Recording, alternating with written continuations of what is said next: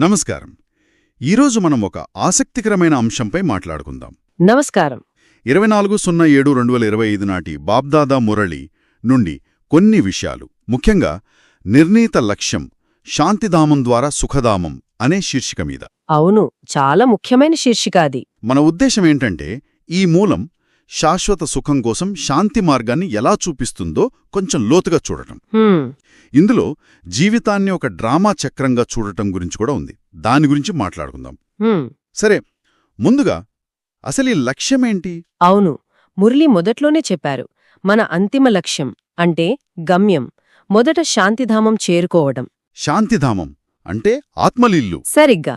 ఆ తర్వాతే సుఖధామం అంటే స్వర్గం. ఈ లక్ష్యాన్ని ఎప్పుడూ మనసులో ఉంచుకోవాలి అన్నారు. శాంతి తర్వాతే సుఖం అని చెప్పడంలోనే ఒక అర్థముంది. నిజమే కదా. మనసులో శాంతి లేకపోతే బయట సుఖమెలా ఉంటుంది? మరి ప్రస్తుత ప్రపంచం గురించేం చెప్పారు? దాన్ని చాలా సూటిగా వర్ణించారు. ఈ ప్రపంచం మొత్తం దుఃఖంతో నిండిపోయిందని. ఓహ్!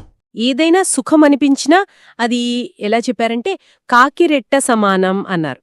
అంటే చాలా అల్పమైనది, నిలవనిది అన్నమాట. కాకిరెట్ట సమానం. బలమైన పోలిక. అవును. ఎందుకంటే ఈ సృష్టి చక్రం ఆగకుండా తిరుగుతూనే ఉంటుంది, క్షణక్షణం మారుతూనే ఉంటుంది. కాని ఇప్పుడు దుఃఖమే ఎక్కువైపోయింది. మరి దుఃఖం నుండి బయటపడే దారి ఇక్కడే కదా తండ్రి గురించి చెప్పేది? ఖచ్చితంగా ఇక్కడే పరిష్కారముంది. తండ్రి అంటే బాబా ఆత్మల్ని పతితుల నుండి పావునులుగా మార్చడానికి వచ్చారని. అంటే అపవిత్రత నుండి పవిత్రత వైపుకు. అవును. దానికోసం జ్ఞానాన్ని, ముఖ్యంగా స్మృతి అనే పద్ధతిని నేర్పిస్తున్నారని చెప్పారు. స్మృతి అంటే కేవలం గుర్తు చేసుకోవడమేనా? కాదు, అది కేవలం గుర్తు చేసుకోవడం కాదు. తండ్రితో ఒక నిరంతర యోగం, ఒక మానసిక కనెక్షన్ అన్నమాట. ఇదే అసలైన రాజయోగం.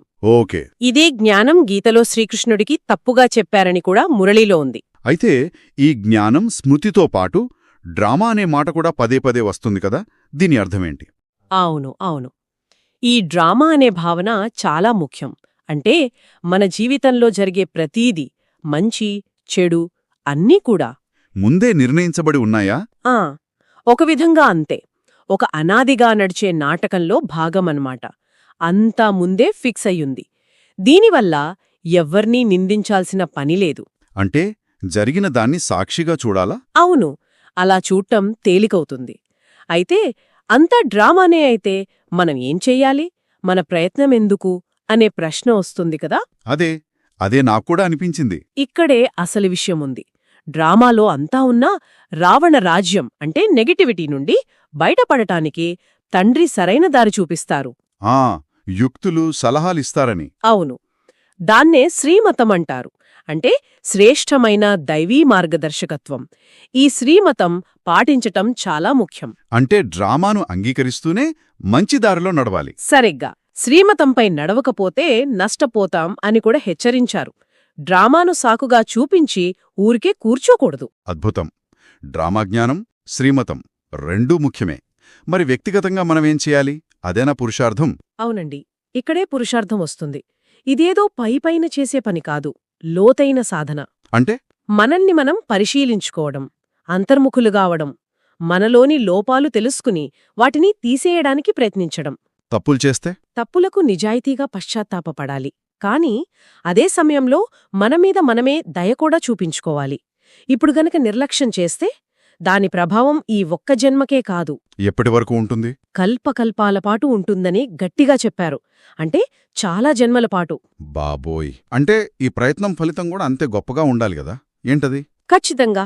ఈ పురుషార్థం యొక్క అంతిమ ఫలం స్వర్గం, సత్యయుగంలో దేవీదేవతలుగా అవడం. పతిత ప్రపంచం నుండి పావన ప్రపంచంలోకి మారడం అన్నమాట. అవును, అదే ఈ పరివర్తన.